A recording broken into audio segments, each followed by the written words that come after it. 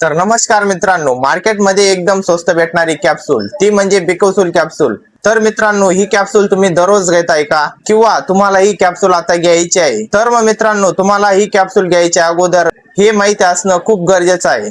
मित्रांनो, बिकोसूल ही आजाराची गोळी नाही, हा विटॅमिन बी कॉम्प्लेक्सचा सप्लिमेंट आहे, जो की आपल्या शरीराला एनर्जी आणि ताकद देतो।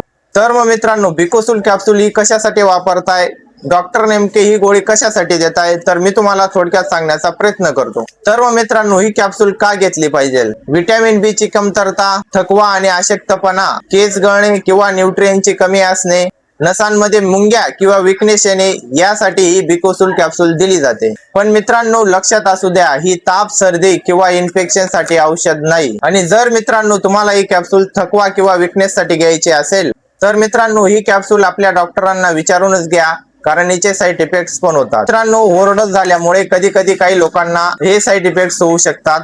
पोटात जडपणा, मळमळ, स्किन रॅश किंवा ॲलर्जिक रिॲक्शन।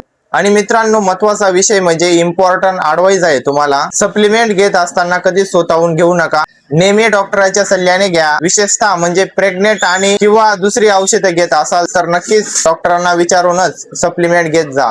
तर मित्रांनो, अशीच मेडिकल माहिती तुम्हाला हवी असेल तर आपल्या पेजला फॉलो करा आणि पुढचा टॉपिक कमेंट मध्ये सांगा।